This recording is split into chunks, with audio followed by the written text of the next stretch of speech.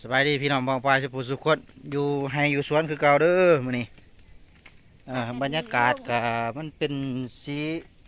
เขียวงมงวไปกับแอมทิพย์มื้อนี้โอ้ฝนตกแห้งพี่น้องเอ้ยหน้ามันสูโอ้สวนยางพาราเพิ่นเฮ็ดอนามัยแป้นคักเว้ย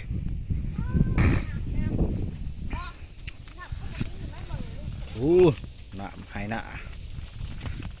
โอ้มีแหเด้เนาะหาหวานแหโอ้ยสนประหลาดประหลาดได้ปะเนี่ย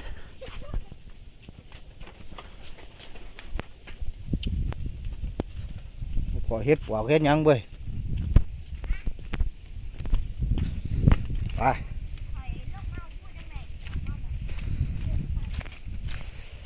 หาเก็บหอยเก็บกระปูเบิ้งแต่เจ้าต้องเห็นมันได้กับปู่ค่ะท่านนับเลิกปู่เห็นมันโดดไม่ครับ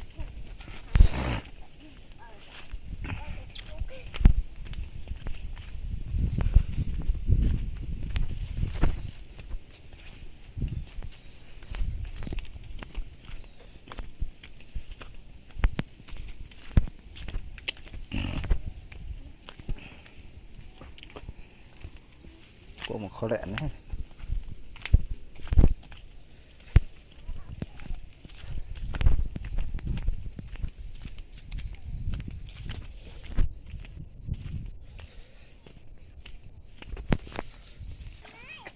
ตัวปีกคุณดิ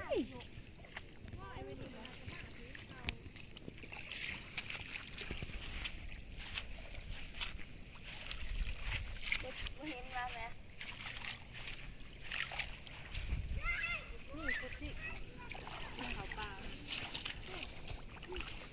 ขุดเห็นน้องเนาะโอ้ยคัก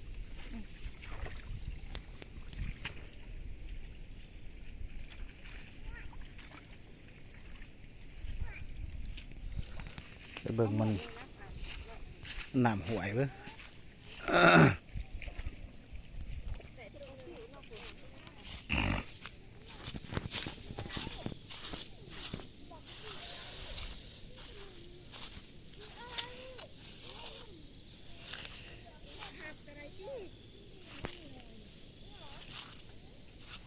แอมมันจะเป็นน้ำคัดเด้อแอมเด้อนี่แต่น้ำคัดอุ้ย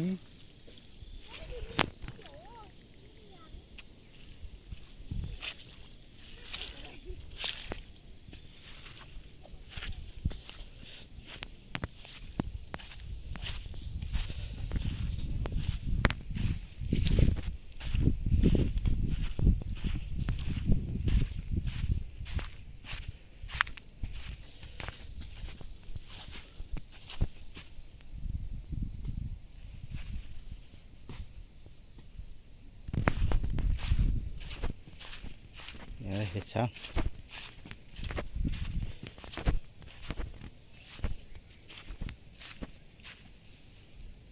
รวยเป็นไง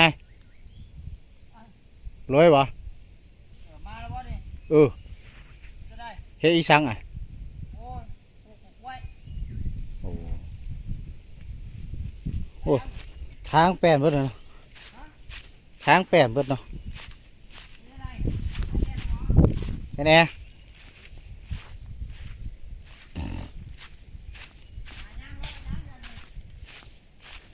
ยางเลาะลำปลา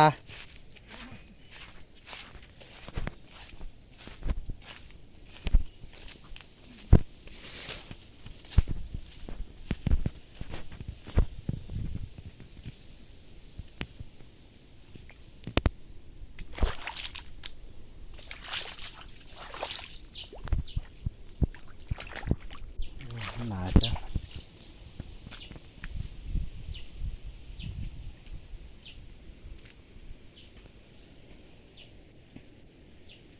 ไปบ่ได้หวยเด้อ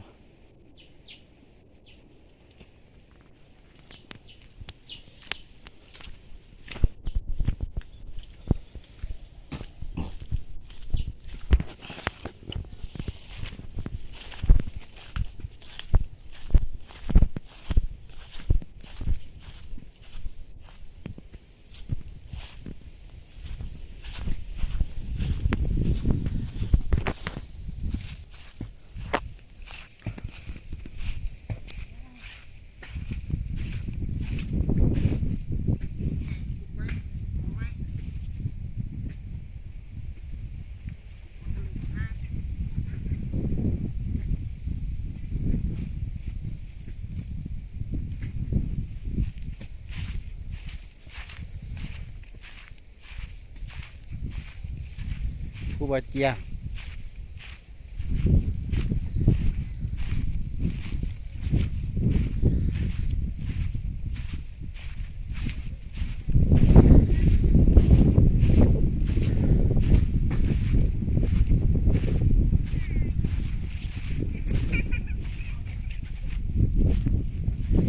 แอมขึ้นไหมแอมอันนั้นมันนะมันเป็นน้ำขั้นฮะ